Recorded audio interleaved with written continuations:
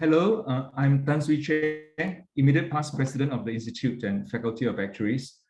Welcome to the first event in this year's Thought Leadership Webinar Series, Finance in the Public Interest 2022. The IFOA is hosting a series of 6 webinars which will seek to move the debate forward on the themes discussed in the original Finance in the Public Interest series last March. It also aims to provide a forum for debate on a question posed in the Frank Redington Prizes, the IFOA's inaugural thought leadership essay competition, on the themes of financial regulation and the sustainability of pension systems.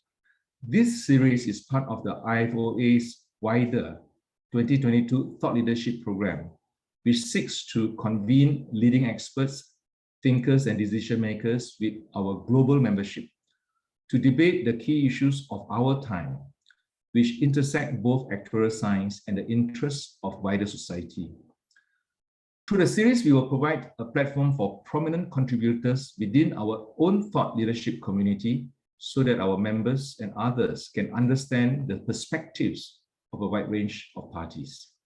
If you are unable to join us for the full session today, you'll be able to watch the full video recording on demand, either via IFOA's virtual learning environment or on the IFOA's YouTube channel.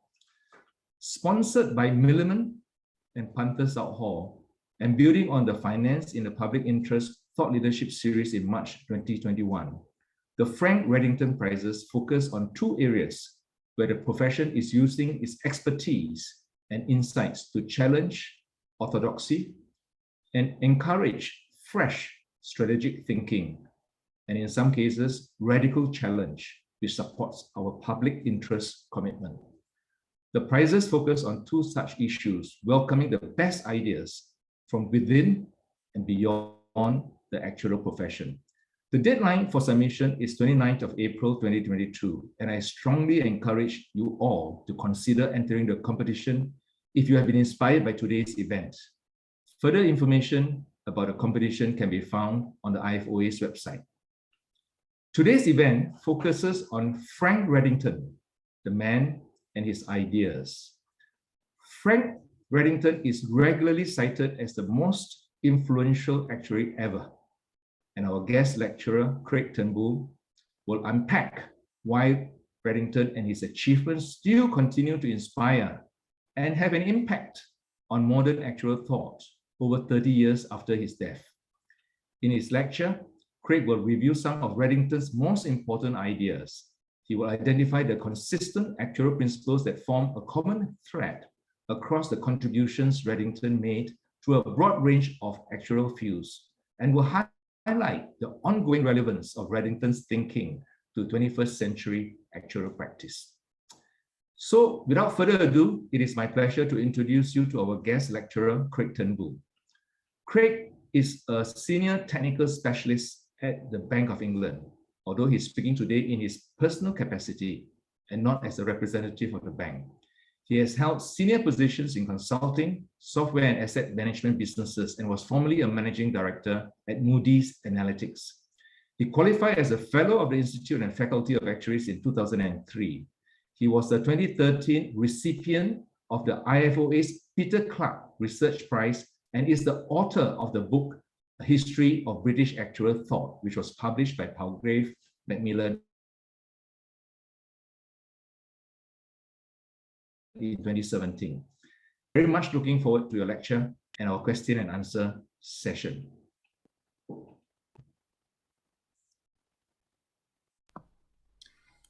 Thank you very much for that introduction, Suiche, and good morning, everyone.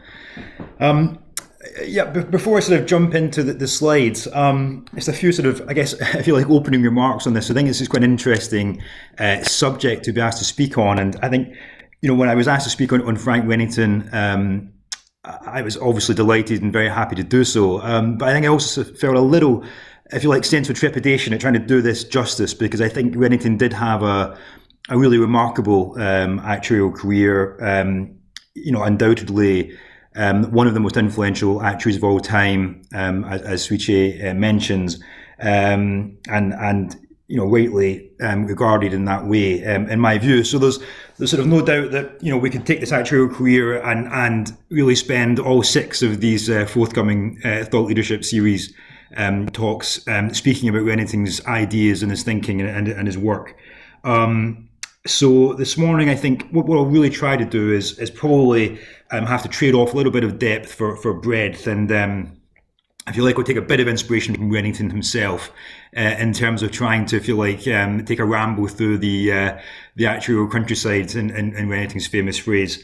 And it's my hope that what I can achieve here is to really highlight a number of interesting sort of ideas and areas that perhaps don't have as much sort of awareness or recognition, if you like, today, and that might motivate actuaries to sort of dig deeper into some of this material.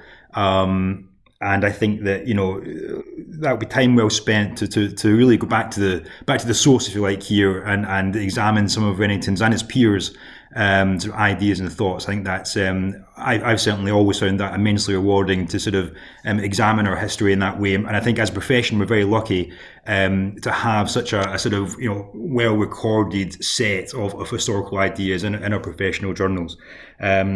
So I'd certainly hope that I can motivate some actuaries to actually go back to the source here and examine some of those. And I think that would be really rewarding. So let me start first by providing a bit of a sort of brief sketch on a single slide, if you like, of some of the sort of key actuarial moments in Redington's life. He was born back in 1906. Actually from quite a modest background, and was raised in Liverpool in the northwest of England. And he showed a great deal of academic promise really from an early age, and he won a scholarship to study at Cambridge, where he studied maths, graduated with a first-class honours degree in 1928. Following that, he joined the Prudential, a leading UK life office at the time. He joined there as an actuarial trainee and remained there for the next 40 years, 17 of which he spent in the role of chief actuary. So he qualified as a fellow in 1934, and as you can see from some of these bullet points, his career was really full of professional engagement and active roles, both in actuarial education and research, and he published some of the most influential papers of the 20th century, I think, globally in the actuarial world. His output is not only notable in terms of its sort of quality and impact, but also in its sheer longevity. Looking at his sort of records, and his first actuarial paper was published back in 1935, and his final one in 83. So, that's a publication record of almost 50 years. So it's pretty, I think, unrivaled in terms of both longevity and impact. He unfortunately suffered from a stroke in 1968, and that's prompted his retirement from the Pru at that point. But it's very notable that for the next sort of 15 years, he remained really engaged with the profession, continued to publish papers, and speak at actuarial events, and had papers that were, sort of discussed in actuarial session meetings around the world, right up until his death in 1984. Next slide, please. So I think really the sort of hardest challenge I think I faced when preparing this talk was actually deciding what not to talk about in this time. And so what I'll try to do here is select a sort of a handful of topics which hopefully can both provide some insight and inspiration for today's actuaries, in terms of interesting, relevant material, but also, simply illustrating the sort of breadth of impact that Redington's had in the profession and beyond, and really, help to sort of celebrate, if you like, the contribution that Redington made. Next slide, please, Nikki. So the most natural place to start here is probably Redington's famous 1952 paper on immunisation theory. Which is something I think you'll probably all be aware of and have studied in your actuarial exams, and indeed other sort of professional education potential in CFA and elsewhere. So this paper is probably the single most influential, famous, and sort of well-cited actuarial paper of 20th century actuarial science.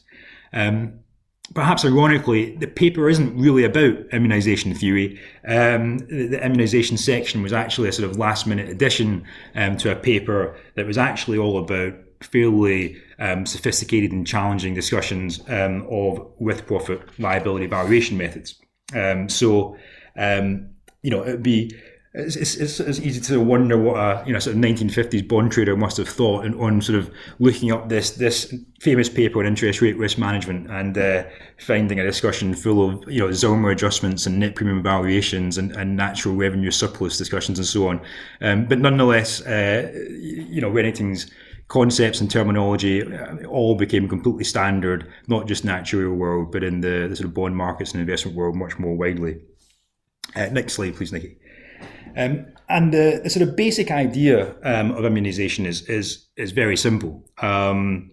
It says that for a fixed set of liability cash flows and given a uniform interest rate over the sort of term structure, we can immunise the value of our net asset liability position against any changes in that uniform interest rate by holding an asset portfolio of fixed cash flow bonds whose cash flows have the same present value weighted average term as the liabilities.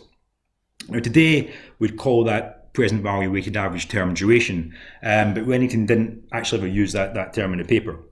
Now, somewhat interestingly from a historical perspective, this idea that the sort of present value weighted average term of a set of cash flows was a sort of key metric in understanding its interest rate sensitivity had actually been introduced a couple of decades earlier by a Canadian research economist called Frederick Macaulay, who's another name that you might recognise in the world of sort of interest rate risk management. Incidentally, for us actuaries, Macaulay's father was actually a Scottish actuary who emigrated to Canada in the early 20th century and became chief actuary of Sun Life of Canada, so he's actually a senior actuary in North American actuarial world, and actually is thought to be quite influential in the British actuarial profession in the 1920s and 30s, particularly in thinking around the use of equities as a sort of long-term investment class and backing with profit business. So that's a completely different story, if you like, but it's interesting to see these sort of historical sort of interactions, if you like, with the actuarial world. Now, what's sort of interesting about thinking about how Redington approached this duration problem and how Macaulay approached it was that Macaulay, his approach to determining that this duration sort of metric was useful was not done by establishing that the first derivative of the bond price was with respect to interest rate was essentially the duration. But rather it was a purely empirical study where he analysed sort of reams of 19th century US Treasury data and found that there basically was a sort of fairly strong linear dependency between the sort of price volatility and this duration measure that he sort of hypothesised, if you like.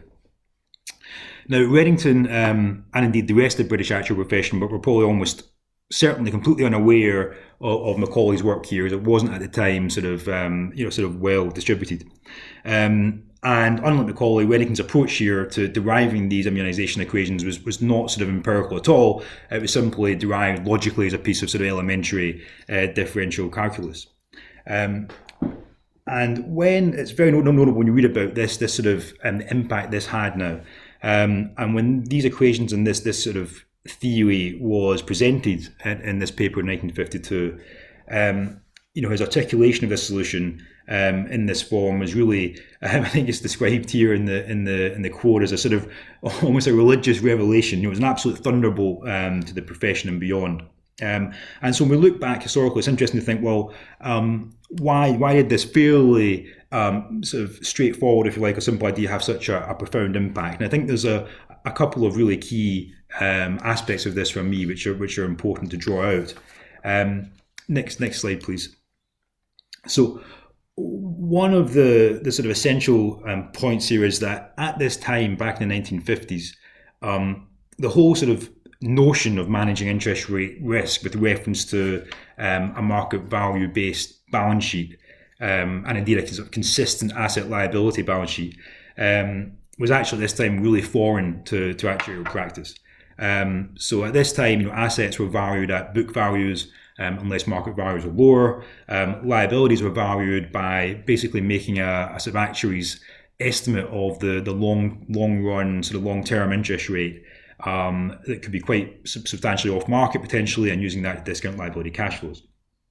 Now, the years that followed the Second World War, so the years sort of preceding the publication of this paper, were ones where we saw sort of unprecedented, certainly in sort of modern times, unprecedented levels of low interest rates. So I think the long gilt yield in 1946, 47 got as low as perhaps even just lower than 2%. And this is at a time where premium bases for with profits business were universally assuming a 3% interest rate, and that was before allowing for the effects of tax. So it's sort of interesting, and indeed Redington actually notes this, that environment at that point in time, if we did apply a sort of more rigorous, if you like, mark-to-market solvency basis, would have rendered a number of British life offices at that time so probably technically insolvent. But no one sort of noticed at the time, because that wasn't how we calculated reserves and capital, and it wasn't really something that was sort of publicly discussed, at least until after interest rates had moved back up. But I think the key point here is that this risk exposure, it had been obscured by actuarial valuation practices at the time, but increasingly actuaries are aware of how volatile long-term interest rates could be, and that the nature of their balance sheets, the very long-term liability cash flows they had, meant that they had this systematic economic exposure to falls in long-term rates. And so the immunization idea came along at a time where actuaries were increasingly recognizing this was the most important risk in actuarial balance sheet. And the idea was sort of striking because it showed, how this market risk exposure could be, measured and mitigated in a more systematic way than had been previously appreciated.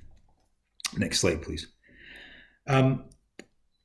Also, the other interesting sort of historical aspects, I think, to the immunization theory is that this paper was published more than 20 years before the sort of derivatives pricing theory breakthroughs of Black-Scholes and Merton.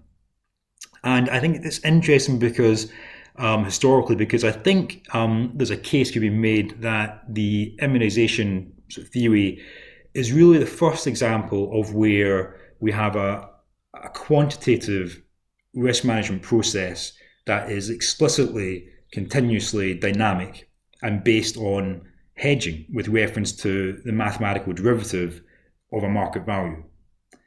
Now, I think that's really striking, but it should be clear that the immunization analysis was, it was not as sophisticated as the sort of dynamic replication arguments that were produced by the economists a couple of decades later.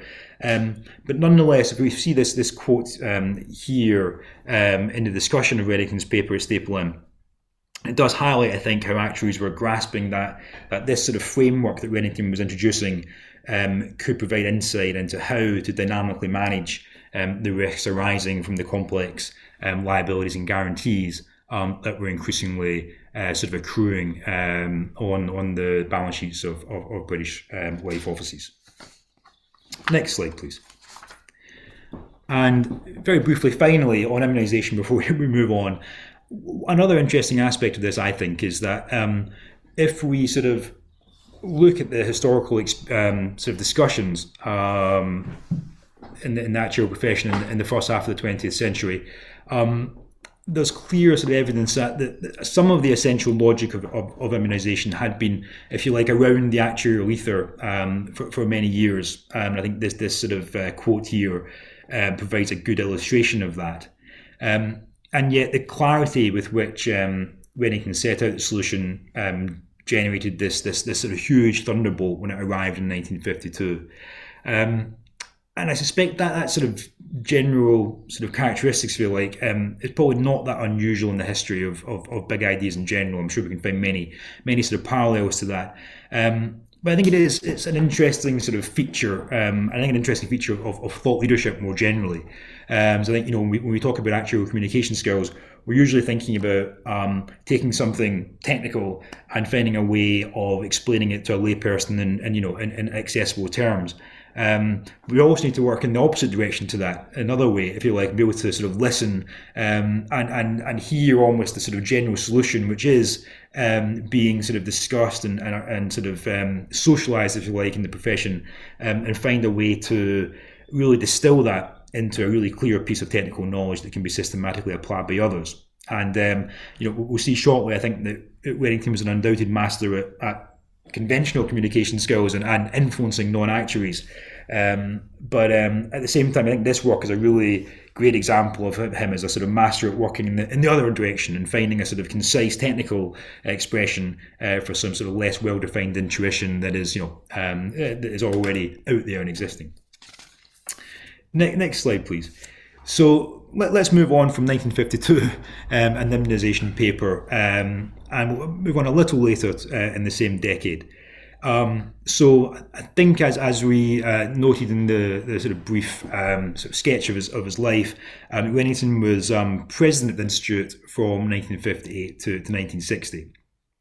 And interestingly, this period of time coincided with quite a major national public policy debate in the UK around the provision and the funding of universal retirement benefits. And I think that probably the most notable aspect of Redington's presidential term and his leadership of the profession during that time was the sort of really influential contribution that the profession made to this public policy debate. So I think it's interesting to sort of pause and just reflect on some of what happened there and how we made that contribution. Next slide, please. So the late 1950s, as I say, was a period of much debate around how the UK reforms and enhances pension provision. And both the Conservative government of the time and the Labour opposition were actively developing new proposals that sought to widen the provision of old age pensions and really intended to move state pension provision from one where we had a sort of flat rate of both contributions and benefits to one where contributions and benefits were both a function of earnings, and where the pension was also explicitly intended to be protected in real terms. So both parties published formal white papers that set out these proposals in 1957 and 1958. And as you might expect, proposals were had fairly different visions in terms of the size of the pension, the mix of advanced funding and pay-as-you-go, whether individuals or the state controlled the investment of any contributions, and so on. But both were ambitious and sought to materially enhance and protect pension provision. And interestingly, from an actuarial point of view, both these proposals were quite sort of oblique, if you like, in terms of describing ultimately the cost of this pension provision and how, what sort of implications these costs had for future generations. So, in particular, essentially, if you have a pension system that is promising in advance, but really paying as you go, really the obvious question is, well, what are the future pay-as-you-go sort of cost implications of these promises? And that was the piece that was sort of less clearly articulated by both parties' proposals. So under Redington's leadership, the Institute, and with the faculty actually, at the time, really proactively inserted themselves into this sort of public policy debate to really significant effect. Firstly, that was kicked off by Redington in his presidential address, where this was a primary topic, and that really set the tone for the whole of his 2-year presidential term, where the Institute and faculty really made a concerted effort to contribute to this debate. Now, the profession's contribution here, perhaps unsurprisingly, tried to be emphatically sort of non-partisan. So it wasn't trying to take a view on, what a desirable level of pension should be, whether the cost should be borne by the state or by employees or by employers. Rather, as I say, what we're really trying to do is clarify and bring a clearer understanding of what the long-term financial implications of these proposals were. So we weren't offering any sort of protest or comment on the nature of the pension proposals, but really rather on the nature of the analysis that was being presented and underpinned the policies and the pensions and promises that were embedded in these policies. Now, the main form of contribution that this sort of effort made from the profession was a short sort of booklet or pamphlet entitled "National Pensions: An Appeal to Statesmanship." Now, this booklet was very widely read. It attracted a lot of positive sort of comment from lawmakers, from political commentators. It was explicitly referred to in parliamentary debates. It was explicitly discussed in newspaper editorials and so on at the time. So actually a very influential piece. And as this sort of title might suggest, it was quite a sort of hard-hitting document. When you read it today, it's quite striking. You know, it's full of phrases like expressing grave disquiet at the standard of the pension debate. It warns a bit about dangerously facile views and the potential consequences of present over-optimism. So it doesn't pull its punches. So this was a public policy contribution that was certainly, you know, I think clearly wasn't an act of lobbying, if you like. It was really an act of public service, which, you know, brought the profession's unique skills to bear on a really important political, you know, public policy debate at the time, and it offered a very straightforward way, offered clear insight and objectivity into this sort of crucial debate. And one of the most striking sort of comments I found when researching this period was the Chancellor of Exchequer's public recognition of the role and the contribution that the profession made in this debate, where he described the profession's role as being that of a zealous and clear-tongued professional watchdog, which I thought was a sort of great phrase and a great inspiration, I think, today for the standard we should aspire to in our public policy contributions. Next slide, please. So moving on from pensions, I'll move on now onto a subject that perhaps is on the face of it sort of less relevant today than really almost any other that was important to Redington, and that's this topic of equitable distribution of surplus. Now, surplus here is referring to the surplus generated by a with-profit fund. That may arise for a number of reasons, such as, you know, the risk premia that are earned on the risky assets that are backing the business, or also by, you know, the emergence of bonus loadings that are in the liability valuation basis.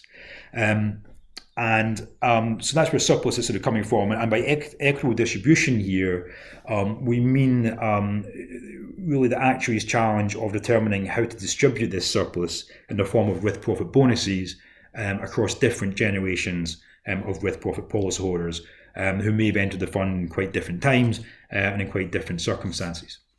So, given the decline in new with-profit business, you know, over the last 20 years or more, this subject might well seem like a bit of a sort of historical curiosity, but I'm going to mention it briefly for two reasons. One is because it was such a huge part of Redington and his peers' sort of research interests, if you like, and actuarial sort of priorities over that period. And secondly, because it might just be actually there's some interesting insights in this area that could be relevant to some important work that's developing in today's actuarial world. So next slide, please, Nikki. So I think firstly to note is I talk about Redington and this sort of topic of equitable distribution of surplus.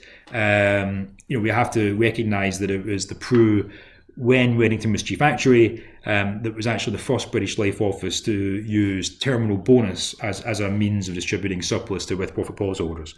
And this proved sort of really a sort of necessary additional degree of flexibility to distribute gains on equities and real estate sort of fairly.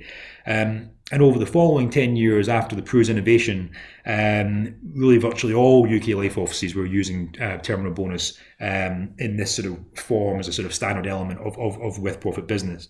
So it's another interesting historical example of where Redington, as I say, in his role as chief actuary at the Prue, was really in the vanguard of another important, historical shift in British actuarial thinking and practice. But as I mentioned earlier, as we sit here today, half a century sort of on, it's easy to lose sight of the fact that this topic of equitable distribution of surplus was probably the single most important and demanding technical subject certainly for UK life actuaries, really for much of the 20th century, or certainly for the second half of the 20th century. And it's a subject that Redington wrote about really extensively, throughout his career, and played a really major, substantial sort of contribution to. Next slide, please. Now, today, as these UK with-profit funds are predominantly in a state of sort of managed runoff, there's no doubt a lot of important work still to be done in obviously in managing that runoff well and distributing that those remaining funds and surplus in an appropriate way. But really, this is a topic that's no longer at the top of life actuaries research agendas. I think it's probably fair to say. But I think it's interesting to pause and reflect on this and the sort of fundamental nature of what actuaries at the time were fundamentally trying to achieve here. And really what this was about was the pooling of investment risk across different generations of policy and over long periods of time. Now, today, this sort of idea of pooling of investment risk across generations and over time is back in the agenda. It doesn't come in the form of, say, a with-profit endowment policy, but it comes in the form of collective defined contributions. Pensions. And the idea of collective defined contribution, or CDC, is to sort of smooth the allocation of risky asset returns over time, and effectively, having a sort of cross subsidy between different generations of pension fund members. And that sort of approach, that sort of smoothing sort of objective, if you like, has a lot of similarities to the challenges that these with-profit actuaries were trying to sort of manage in equitable distribution of surplus. There's similar forms of trade-off there, in terms of the trade-offs and constraints around fairness of treatment of different members, meeting the expectations that have been set for different members, ensuring the process is transparent and is understood, is flexible enough to work in different types of environments, avoids sort of selections or sort of incentive effects on different pools of policyholders, and ensuring it's essentially sustainable in the long term. So, for these types of objectives, generally, it's often easy to show that they can work very well in a well-behaved world, with stable long-term inflation expectations, stable long-term interest rates, equity markets that hopefully mean revert over time. But a lot of the actuarial work that was done over the sort of 50s, 60s, 70s in this area was really wrestling with the challenges of making these sorts of decisions and these sorts of smoothing allocations in circumstances where that stability was absent. For example, because there'd been a really marked change in long-term inflation expectations or long-term interest rates. And so I think it's sort of interesting to consider whether some of that work that has been done historically there, which is so well preserved in our actuarial journals, whether that's it's interesting to consider or explore, at least, whether some of that work could actually be quite useful and provide some quite interesting nuggets of wisdom, if you like, when we think about how to design and indeed to test some collective DC strategies that might be developing in current times. So I think it's an interesting thought to, if you like, to explore.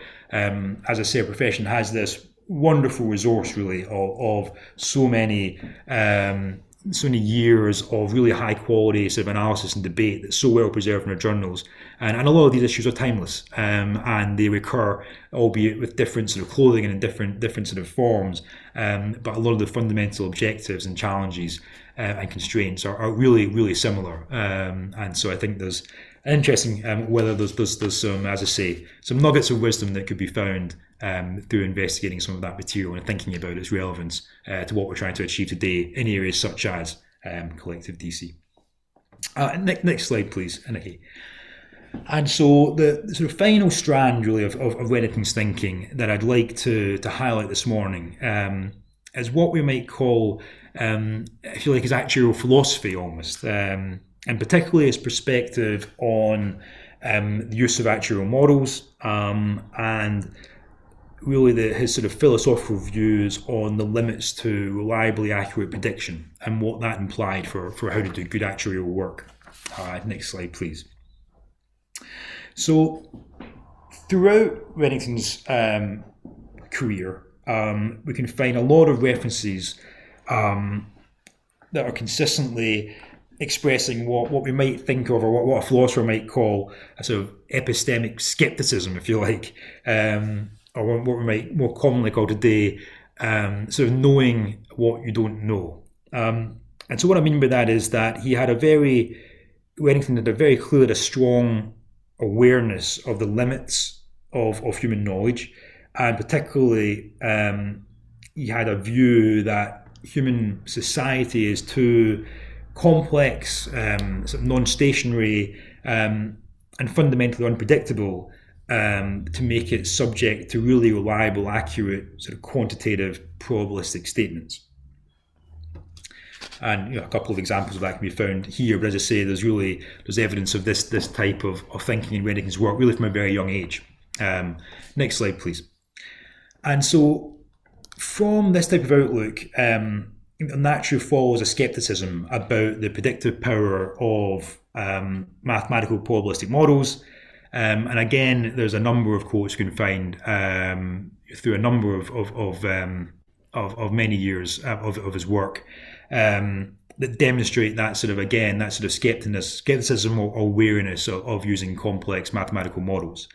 Now, many 21st century actuaries' careers are really built on the development and application of these models. Indeed, I'm actually certainly one of them. And today I think it would be easy for actuaries to look at some of these sort of statements and think of them as being a bit of a historical sort of almost an anachronism, or even a sort of uninformed, unsophisticated perspective. But I think actually there's a case for the opposite perspective to be made here. Next slide, please, Nikki.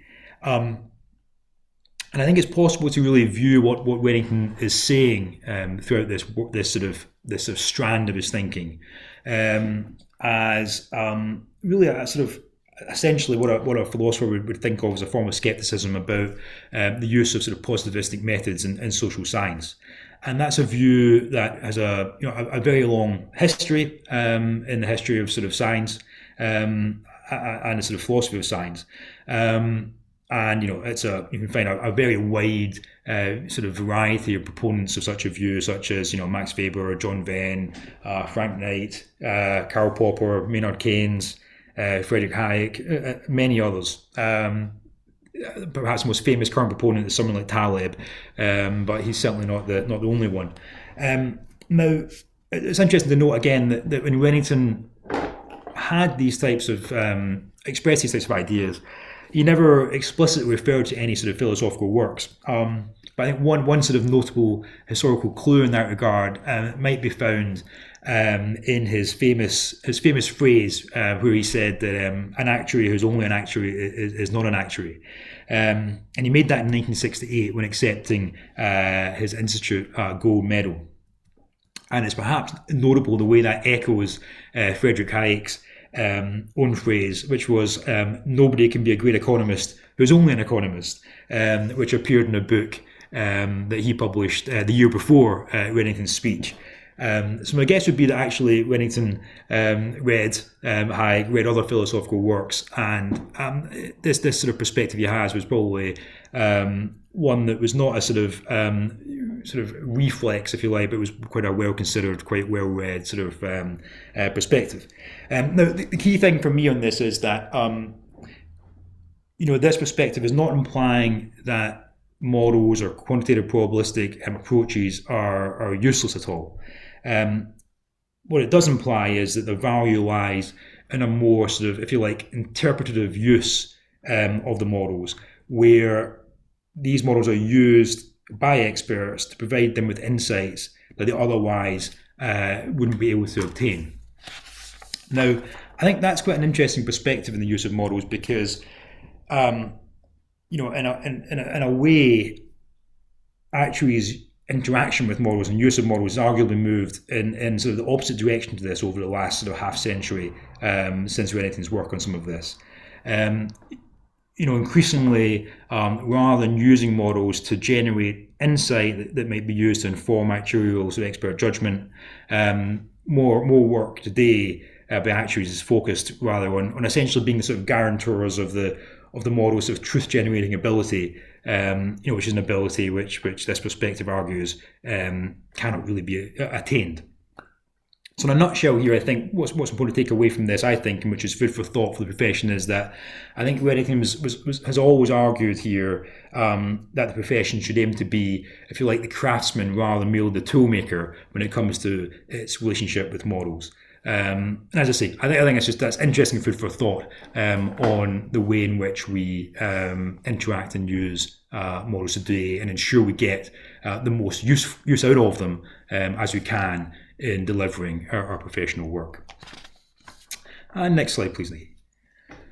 So how can we sort of sum up here? So I've tried to highlight a number of fairly, as I say, sort of diverse strands of Redington's actuarial work over a very long time. And to try and sort of sum it up, I think, next slide, please, Nikki. I think it's possible to see that across all of these topics, there's really one sort of qualitative constant that you can identify throughout all of Redington's work here. And it is this sort of almost this attitude where he has this very, very deep commitment to a really high standard of really critical thinking in everything that he's sort of doing in his actuarial work. That's ultimately driven by a sort of ethical motivation to see the right thing done for the ultimate benefactors of actuarial advice. So when we look at Redington's work and his approach, he's always urging us to examine, pushing us to think harder, to question, to go back to first principles, to resist groupthink, to be alive to the dangers of wishful thinking. We're reluctant to take things at face value if it sounds too good to be true, and essentially to be ready to speak to sort of truth to power, and in those words that the Chancellor of the Exchequer made, to be a sort of zealous and clear-tongued professional watchdog. So I think it's this sort of attitude, this standard that he set for what a member of a learned profession should strive to be, that I think is his most powerful and lasting legacy to the profession. I think it's one we should celebrate and recognise as being as relevant today for us as it was any time in our past. And I'll pause there and pass over to Sui Che for any sort of questions or further discussion. Craig, thanks for such a wonderful introduction to Redington's wide body of work. And of course, I have some prepared questions about judgment and imagination and all that, but I saw quite a number of interesting points from the audience. So I want to start from that audience, and in particular, a gentleman called John Spain. Yeah, and his comment is he made a number of remarks. Yeah, but really it's about how long-term returns should ignore relatively short-term trends. Yeah, and whether Craig think that is what Redington is trying to tell us. And if I go to some of his comment, the discount process is actually a very poor model, and we have over-relied on the discount process by implication, and market consistency is not that relevant, and so forth, right? So this is at the heart of debate about discounting value at risk in the face of uncertainty and not in the face of the beautiful quote. We are not braving not the spin of the roulette view, but the vagaries of economic weather or COVID-19, right, which is uncapturable and unpredictable by stationary model. So I would like you to sort of start there.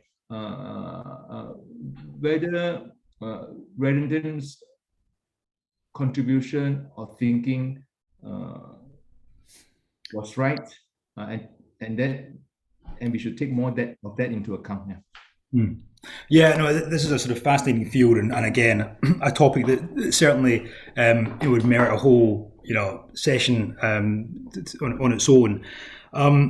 There's a lot of different ways of looking at this. I think now it's certainly this whole sort of long-term, short-term question, and the question of being able to sort of see through short-term volatility to the more stable sort of long-term horizon, if you like.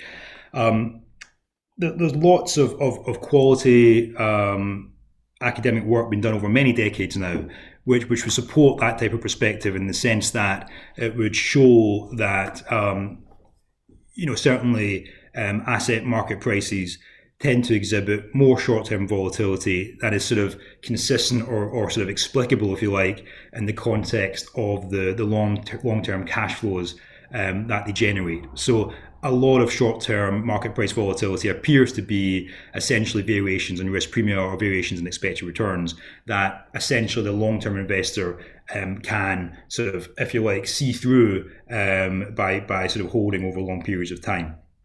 So as I say, lots of work being done on that for many decades now by economists that would support that sort of empirical view, essentially. And indeed, that was essentially what the Nobel Prize was awarded to Fama and others a few years ago. So that body of work is there, and I think is supportive of this focus on how we sort of see through the short term into the sort of longer term horizon. Now, but I think the challenge here, the question here for actuaries when doing that is always being, I think, to some degree, how important that is, or what we do with that, really does depend on what questions we're trying to answer. So, what is the purpose of the actuarial calculation? Is it to simply ensure that we believe, there is a sort of high qualitative chance, if you like, that our funding levels will be adequate to fund these long-term cash flows as they fall due? Or actually, do we have a different type of standard where the purpose of the actual funding is not so much to fund cash flows that fall due, but to fund the short-term sort of transfer of the obligation to make those liabilities, to fund the short-term transfer to a third party, and that transfer has to happen at a sort of market price. That's what market price means. And I think that's a question that is really fundamental to actuarial work, not just in insurance, but in pensions as well, in terms of how we think about DB pension funding. And it's a topic that I think deserves more sort of consideration, more exploration by the profession when dealing with these sort of questions. Because as I say, I think what we sometimes the issue here is not just the empirical data, but actually, as I say, more fundamentally, what that empirical data means for us comes back to fundamentally what we are as a profession, what questions we are trying to answer. And I think that's where we need the real clarity of thought in our work that helps us determine what sort of judgments to make here. Because I think the key point is that whilst the empirical evidence is strong in terms of this sort of idea that short-term price fall is essentially is higher than is sort of, if you like, necessary to sort of explain ultimate cash flow variation. Ultimately, that's a sort of purely empirical observation, and we have a limited amount of information about the future. 100 years of data doesn't tell us that much necessarily about what sort of extreme events can happen in the next 100 years that we have to think about in actuarial work. So there's always some sort of qualitative, inductive risk, if you like, in how we move from the past to the future. And I think that's essentially Redington's point there about models is that there is, given the instabilities in our world, there is this danger in overly relying on sort of extrapolating the past, and it's really necessary to recognize, as I say, what we can't know and what the limits of that knowledge must be, and to be humble in that sense, and be mindful of that, and let that sort of guide sort of risk management strategies that we think are really prudent and sustainable. Yeah, I thanks for that. Yeah, I think we are opening now the discussion, and we got quite a number of interesting points. I agree with what you say. From risk, we have moved to uncertainty, which is harder to capture statistically. But we are well trained in the last 25 years in statistical analysis. But the uncertainty statistical analysis is not that useful because the use of judgment and reflection is necessary. But that is a big field which are opening. I want to go back to the question. I think it's Peter Telford typing on somebody else's account, because this is a fairly specific question. Then after that, I'm going back to Nick Foster's question about nuance and judgment. Okay. So this is a specific question on CDC plan. I think it's collective defined contributions, right? What's the equivalent of terminal bonus in a CDC plan? For example, a 1-year supplement to income. And can we devise it faster than we did in terminal bonus, that is in less than 200 years? Yeah, well, look, I'm not a collective DC expert, so I'm definitely not the person to sort of really explore the intricacies and nuances of collective DC. But I do think we have a specific session on this in next month, I think I saw. So I'm certainly going to attend that. Recommend everyone does. So I'm not. As I say, I'm not an expert on the mechanics and the potential for how CDC can and should work. But I think there is an interesting parallel there, as I say, because some of the objectives there are not new. There is a sort of timeless quality to what is trying to be achieved there. And so, but going back to the sort of question and the point about terminal bonus, well, essentially, if you don't have guarantees, then it's all terminal bonus. So in a way, I think that makes it easier to manage. But at the same time, you still have this fundamental question about having to, in some sense, anchor your actions to the expectations that you have given, and ensuring that you can express those expectations in a way that is sort of flexible enough to work in the variety of sort of potential unforeseen circumstances that can arise, but at the same time are transparent, simple, and meaningful enough, to actually give the consumer or the customer some assurance, some confidence in essentially what they're signing up for. So that was the challenge with profits. That's the challenge, I think, with any sort of scheme, I think, which is trying to do this sort of cross subsidy of different participants, and making that work over very long time periods, over very uncertain types of future that might emerge. It's a really interesting, challenge. I think it's a sort of noble objective in the sense that it's a very, this idea of being able to pool risky returns in a way that can take advantage of this sort of long-term, short-term dichotomy that we mentioned earlier, is, if you like, in some sense, sort of the holy grail for the long-term investor, particularly at a time when guarantees are so difficult to obtain and expensive as a result of low interest rates. But yeah, I think with this sort of stuff, there's anyone who says it's super easy is possible being optimistic. And as I say, I think some of that historical work that we looked at could give really powerful insights into the sorts of ways in which it isn't easy and the sorts of challenges that can arise as environments change, and the sorts of challenges that throws up in terms of how to steer these sorts of strategies or schemes over multi-decade horizons. Okay, I'm going to now use Nick Foster question and also link it to sort of mine, because it's sort of a question which I prepared myself.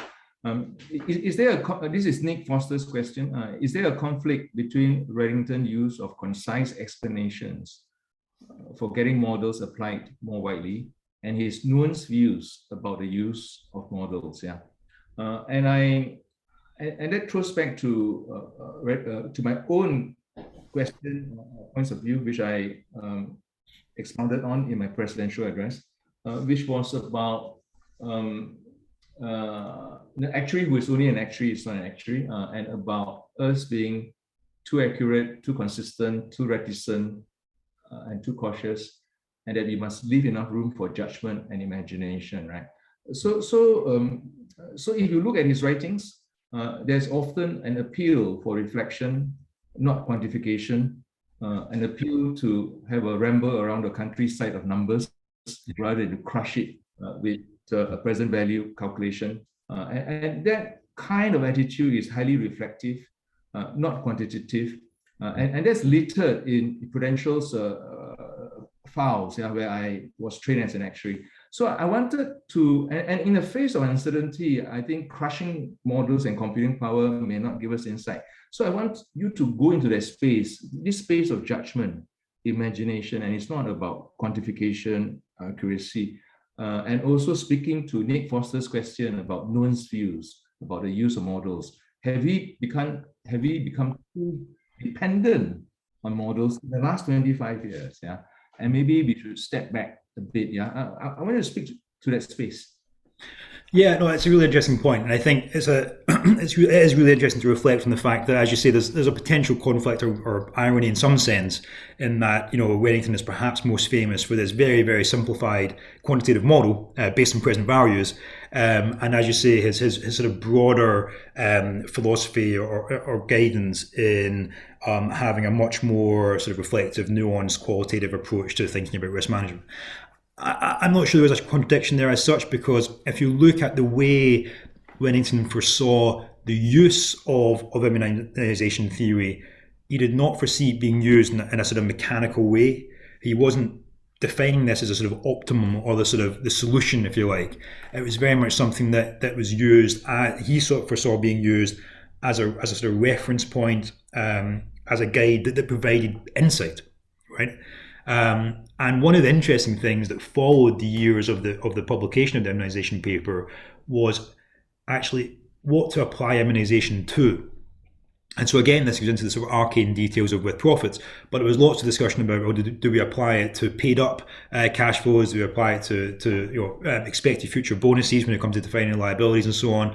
So there's a lot of discussion about really, what do we do with this thing, if you like, and where do we get insight when we use it? To me, I think really there is a consistency there in the way Redington approached that, in that he believed in models, he believed in simplifying and reducing to get insight. And I think there's no doubt that his immunization theory was hugely simplified. Missed a huge number of important sort of elements of interest rate risk management in terms of, yield curve decorrelation and all that sort of stuff. He understood that.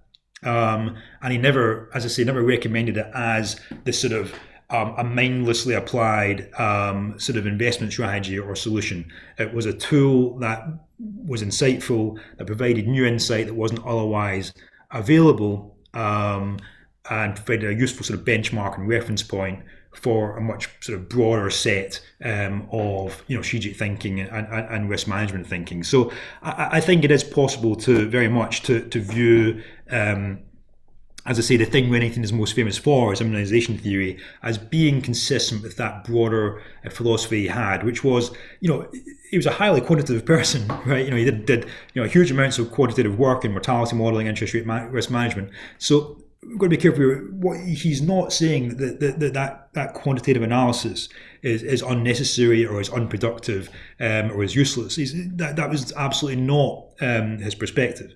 His perspective was about how to get the most value out of that, and the way in which we use that is to use it mindfully, to use it thoughtfully, and to recognise it can only be a part of the answer, but it's an important part that helps us to reach the answer that otherwise we wouldn't be able to get to.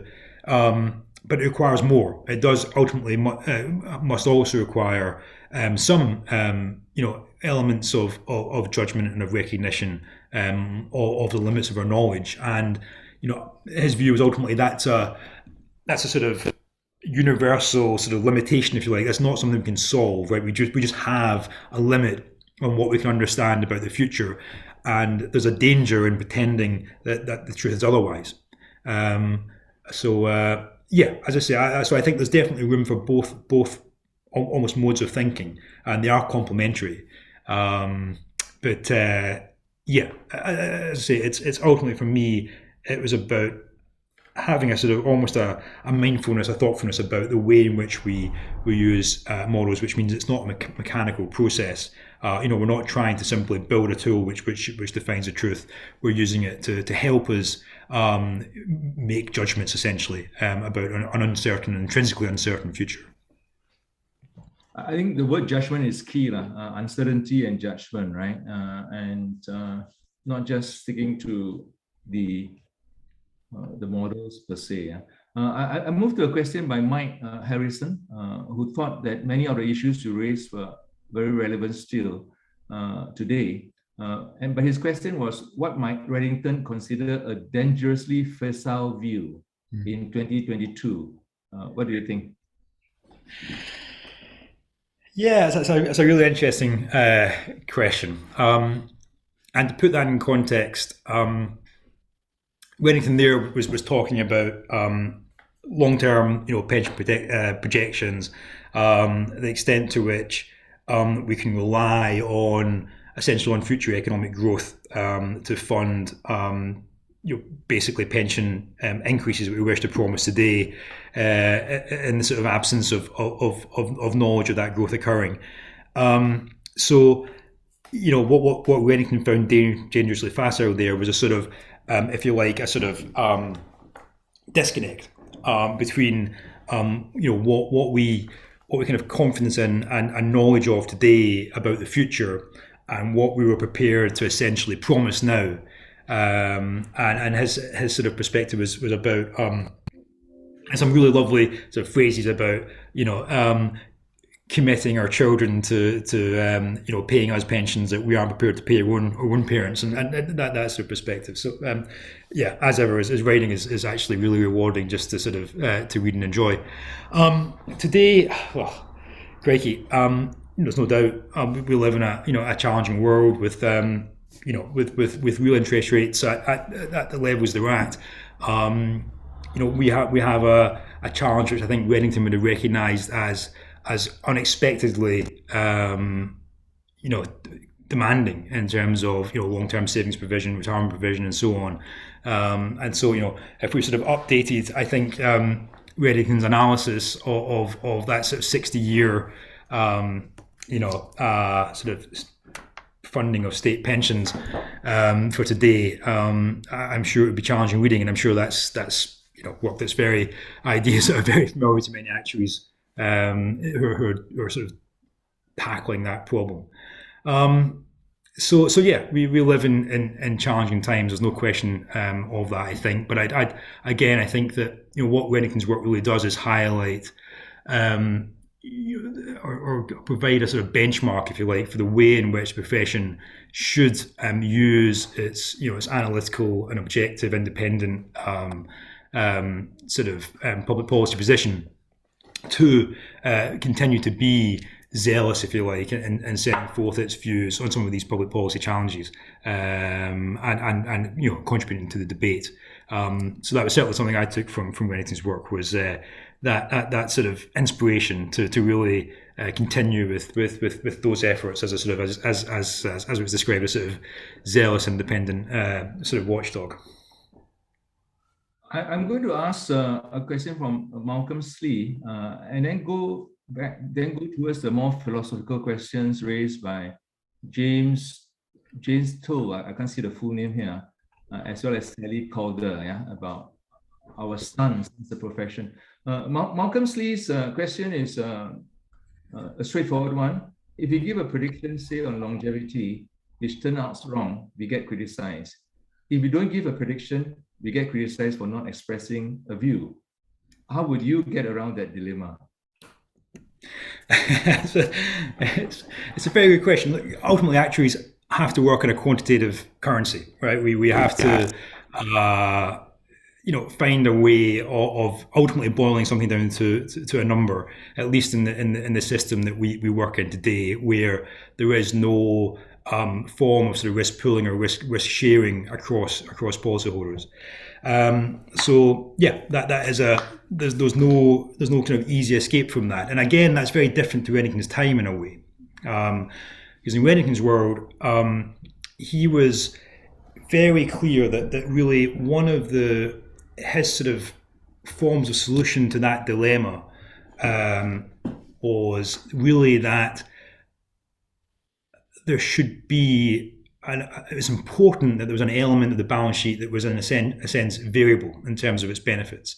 So you often talked about the sort of value of having with profit and non-profit business, for example, in the right sort of balance, so that the variable benefits of with profits business could essentially bear the risk load, if you like. And that was one way of solving the need for that sort of quantification of, explicitly of sort of capital, was actually to have someone there who was essentially, subscribing almost to an unlimited degree the capital that was necessary to support those risks. And that was the sort of origination historically of with-profit business. When we think about the way in which with-profit business created surplus and created bonuses, originally it wasn't through the with-profit business having bonus loadings on the liability side or having investment risk-taking on the asset side.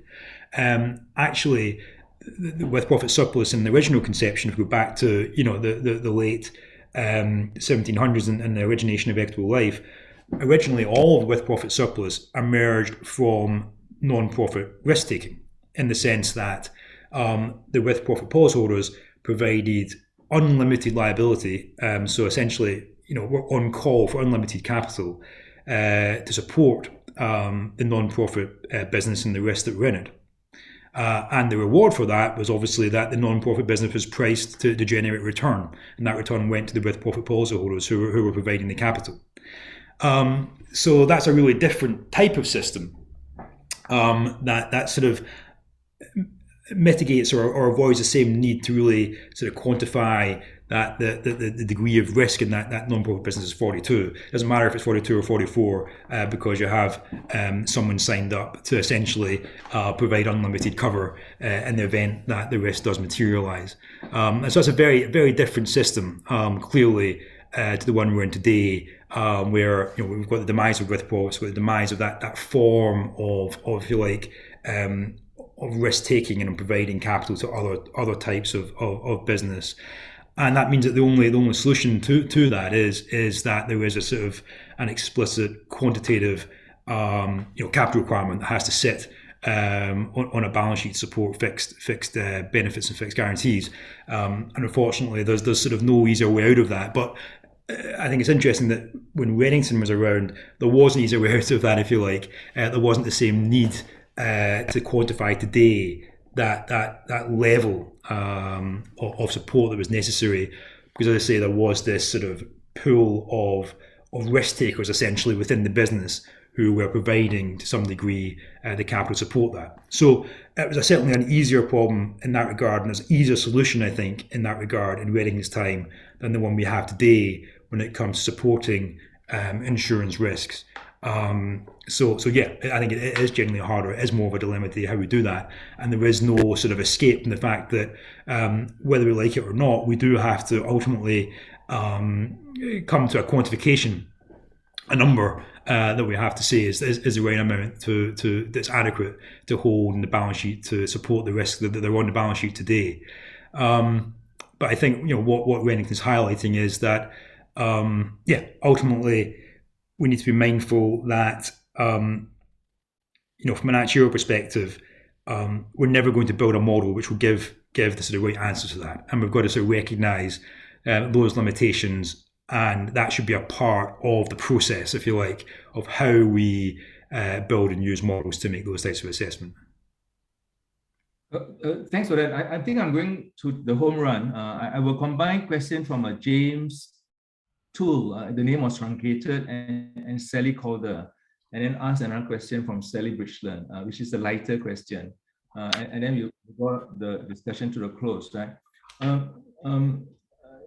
James Tull said that he was very struck by your comment highlighting the actuary as a craftsman and not a tool maker.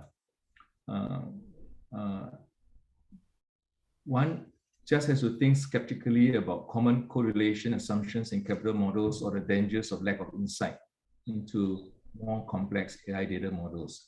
But how do we engender such standing back from the pressure of requiring a model truth today? And it is, in a sense, connected to Sally Calder's question. And I wanted, because Brendan talked so much about judgment and reflection, right? Sally Calder's question, the philosophical angle of Redington's paper is particularly interesting. Do you think there's a need to include the basics of philosophy in the actual curriculum to ensure that new entrants to the profession are given a good grounding in the basis of philosophy? About the distinction, the fundamental distinction between risk and uncertainty, and also our response to it, right? Especially in a world of such deep uncertainty, which we've experienced in the last 24 months, right? So I would invite you to respond to that. Yeah, I think it's a fascinating topic, actually. And I think, so first of all, I think that there is some quality, material on this topic in actuarial education today. We do recognize risk and uncertainty and the challenges that creates. I think that there'll be ongoing work I'm sure, to sort of reflect on whether there's more we can do in that regard. Personally, I found it hugely sort of rewarding to study, some of the sort of, I feel like the basics, if you like, of the philosophy of science and how it sort of pertains to these sort of questions around, in particular, modelling predictability in social sciences more generally, and how it sort of pertains to actuarial science and how we go about our work. And I also found, as I probably made clear, studying our history enormously rewarding as well. So I think as a profession, I think there is potentially a lot of value that we can get from greater exposure to both the history of our subject and the sort of, if you like, some of the philosophical or methodological questions that inevitably arise in the course of our work. Whether that's part of a curriculum or whether that's part of a broader sort of, if you like, awareness that we try to create amongst our members to do some of that sort of work off their own back is, of course, a bigger question. But I certainly, from my personal point of view, I would say I found it enormously valuable to study both the history and the sort of methodological work, and I'd really encourage everyone to do in their own field, in their own way, do some digging there, because there's loads of quality resource, and it's a lot of this is timeless and enormous. I can't agree more, right? Because and the swing has come because for the last 20 years we have become more quantitative because of RBC2 and solvency requirements, but we realize they are not capturing the risk and uncertainty, and there is a fundamental need to reflect on the uncertainties surrounding us. And I don't think that any group have the full answer, but I think our profession must rise to the occasion to begin to reflect deeply about what we can do. At one time in the 1990s, the profession was criticized for being too much back of the envelope and too informal in its approach. Then I think they have become too mechanistic, and we are turning the handle too much without looking the directions of the stars. Yeah. So I think we got to raise our head. And I think in that regard, I think this book by Redington is certainly worth thinking. And of course, your own book, which captures the history of British actuarial thought, which I think gives us a space for reflection. And in fact, in the next 3 or 4 lectures in this series, we got systems thinking, which Asho is leading, and a piece on pensions, a piece on sustainability, really to ask the professions to raise our sights to the stars and see where the ship is sailing, rather than to be over quantitative. Yeah. So I'm going to end by asking the question, a rather light-hearted question from Sally Bridgeland. I was told that Redington passed all his exams first time by reading each textbook 7 times. What is the best myth or legend you have heard or read about him? Craig? Wow, that's a good question. Actually, maybe a better question for you, Suchi. You've probably been closer to the man himself than I ever got. So I'm not sure actually. But there's certainly there's lots of fascinating sort of personal insights you can get about the man. I think from reading some of the work that's been written about him. He was clearly a genuinely inspirational character, I think, to actuaries and probably others in his time.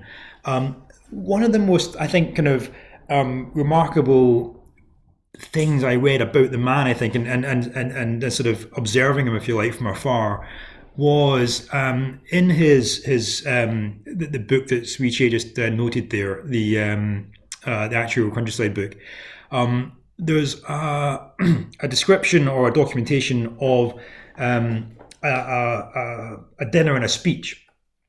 And the Chancellor Exchequer of the time attended a sort of biannual actuarial event, I think, at the time.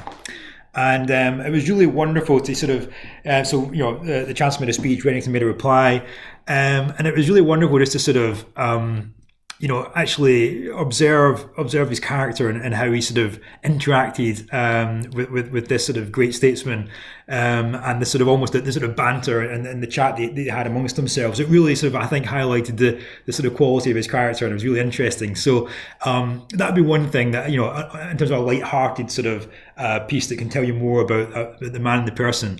I'd recommend actually, reading the transcripts of those speeches, because it's great fun, and it's also just a really inspiring sort of piece in terms of the way in which our senior actuaries can sort of hold their own and influence and interact with the leading statesmen of the time. So that's one sort of story, or one sort of experience that I observed that I thought was really charming and wonderful, and definitely worth spending 10 minutes reading.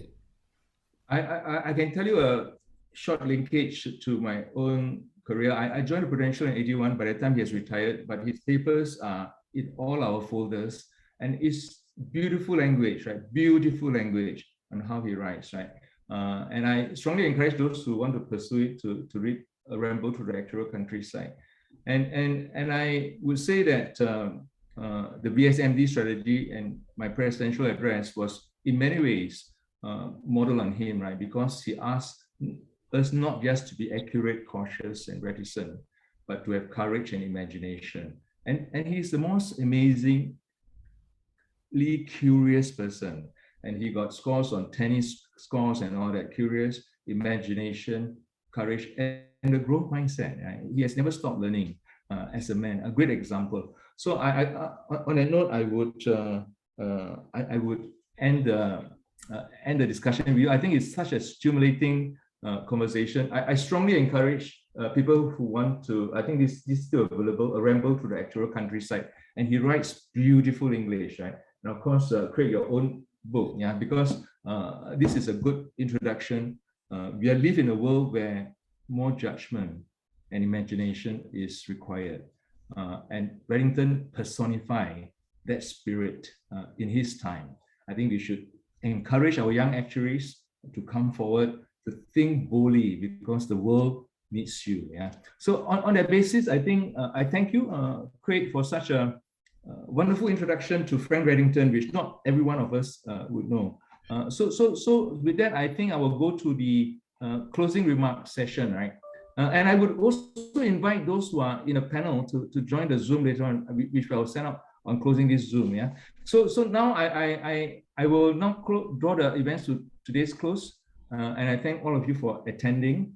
And of course, Craig, personally, and for taking time from his busy schedule for this excellent introduction and lecture, and for such a fascinating discussion. The next event in the series takes place on the 15th of February.